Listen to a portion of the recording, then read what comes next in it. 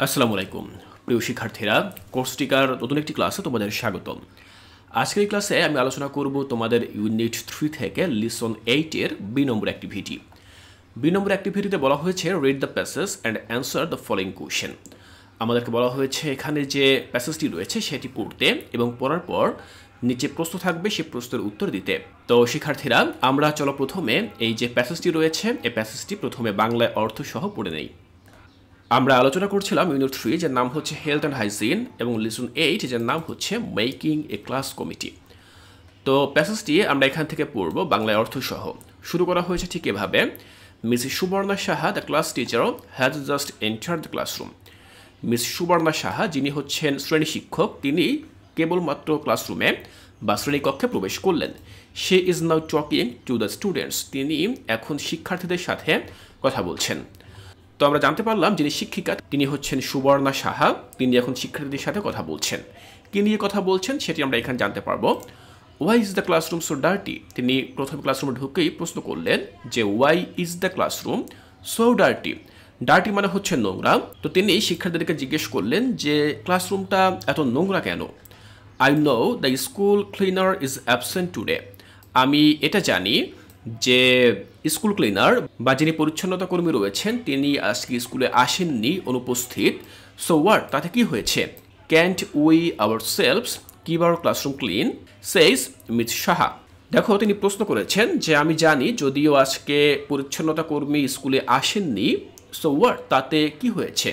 So what, তিনি প্রশ্ন করেছেন তাতে কি হয়েছে। Can't we our self keep our classroom clean? আমরা কি নিজেরা ক্লাসরুমটাকে পরিষ্কার পরিচ্ছন্ন করতে পারি না? তিনি প্রশ্ন করেছেন। সেইস মিস সাহা, তিনি এই প্রশ্নটা করেছেন বা তিনি বলেছেন। তখন দেখো কি হলো, সরি টিচার, আমরা খুবই দুঃখিত teacher. Shafiq the class captain says politely. ক্লাসের যে ক্যাপ্টেন রয়েছে যার নাম হচ্ছে শফিক, সে খুবই নম্রভাবে, পোলাইটলি, দেখো এখানে লেখা রয়েছে পোলাইটলি, তো সে খুবই নম্রভাবে বা ভদ্রভাবে শিক্ষককে বলল যে আমরা খুবই দুঃখিত। দিস ইজ আওয়ার ক্লাসরুম, এটা হচ্ছে আমাদের ক্লাসরুম বা আমাদের শ্রেণীকক্ষ। ইফ ইউ ক্লিন ইট, যদি তুমি এটিকে পরিষ্কার পরিচ্ছন্ন রাখো, you will do physical work and feel good, তাহলে তোমার এর মধ্য দিয়ে ফিজিক্যাল ওয়ার্ক বা শারীরিক যে শ্রম রয়েছে, কায়িক শ্রম যেটাকে আমরা বলি, সেটিও করা হয়ে যাবে, অ্যান্ড ফিল গুড, এবং তুমি ভালো অনুভব করবে। Also it is our responsibility to keep it clean and tidy, এবং এর পাশাপাশি এটা আমাদের দায়িত্বও বটে। রেসপন্সিবিলিটি, দায়িত্ব বা কর্তব্য, to keep it clean and tidy, এটিকে পরিষ্কার পরিচ্ছন্ন রাখা, অর্থাৎ আমাদের শ্রেণীকক্ষকে পরিষ্কার পরিচ্ছন্ন রাখা, এটা আমাদের দায়িত্ব।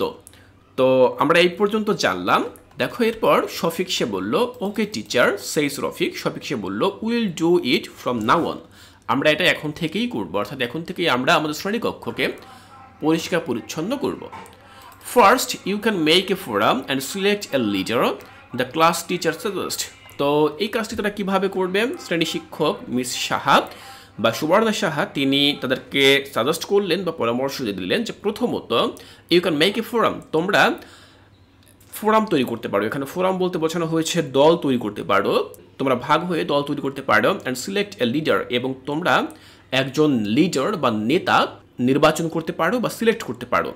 দেন ডিভাইড দ্য ক্লিনিং অ্যাক্টিভিটিস এবং ডিফারেন্ট গ্রুপস, এবং তারপরে তোমরা বিভিন্ন গ্রুপে ভাগ হয়ে যাবে এবং ক্লিন অ্যাক্টিভিটি অর্থাৎ পরিষ্কার পরিচ্ছন্নতা যে কর্মকাণ্ডগুলো রয়েছে সেগুলো করার জন্য তোমরা ডিফারেন্ট গ্রুপস বা আলাদা আলাদা ভাগে ভাগ হয়ে যাবে। তখন শফিক বলল it's really a great idea teacher says Shafiq. Shafiq সে বলল যে এটা সত্যিকার অর্থে খুব ভালো একটা idea. Will make the committee now and start working immediately. সে বলছে যে will make the committee now, আমরা এখন একটা কমিটি করব, অ্যান্ড স্টার্ট ওয়ার্কিং ইমিডিয়েটলি, এবং আমরা তাৎক্ষণিকভাবে এই কাজটি করা শুরু করব। ইমিডিয়েটলি মানে হচ্ছে তৎক্ষণাৎ বা তাৎক্ষণিকভাবে বা সাথে সাথে। তো আমরা এখনই কাজটি করা শুরু করব একটি কমিটি তৈরি করার মধ্য দিয়ে। After this committee is formed by class 8 students under the leadership of the class captain. তাহলে তারা দেখো একটা ক্লাস কমিটি তৈরি করে ফেললো, এবং সেই ক্লাস কমিটির লিডার রয়েছে বা নেতা রয়েছে, সেটি কাকে নির্ধারণ করা হয়েছে? সেটি হয়েছে ক্লাস ক্যাপ্টেন, যে হচ্ছে মূলত শফিক। সেটাই মূলত এখানে বলা হয়েছে। আফটার দিস, এই ঘটনার পরে এ কমিটি ইজ ফর্মড, একটা কমিটি তৈরি করা হলো বাই ক্লাস 8 স্টুডেন্টস, অর্থাৎ 10ম শ্রেণীর শিক্ষার্থীদের একটা কমিটি গঠন করা হলো under the leadership of their class captain, তাদের ক্লাস ক্যাপ্টেনের লিডারশিপ বা নেতৃত্বে একটি কমিটি গঠন করা হলো।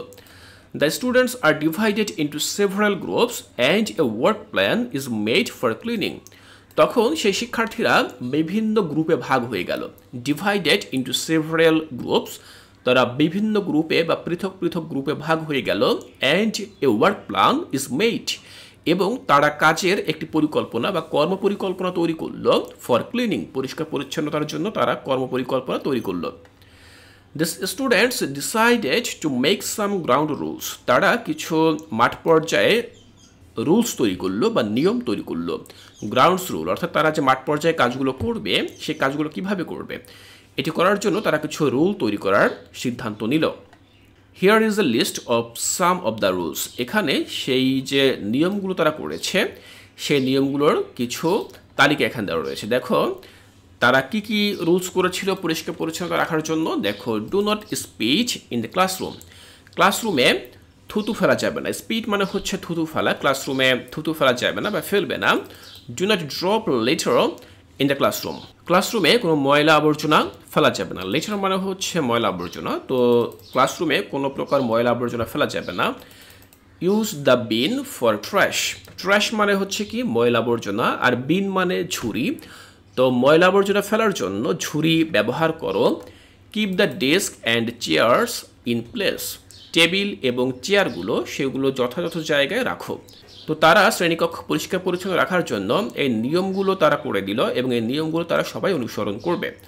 All the students of class 8 আর very excited to be involved in this activity at school.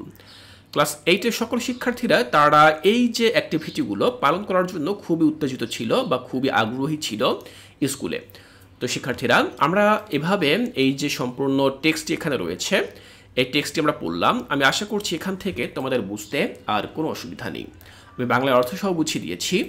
এর পরবর্তী ক্লাসে এই যে টেক্সটটি আমরা পড়লাম এই টেক্সটটি থেকে সি নম্বর অ্যাক্টিভিটিতে বেশ কিছু প্রশ্ন রয়েছে। প্রশ্নগুলো হচ্ছে মাল্টিপল চয়েস কোয়েশ্চেন এই টাইপের।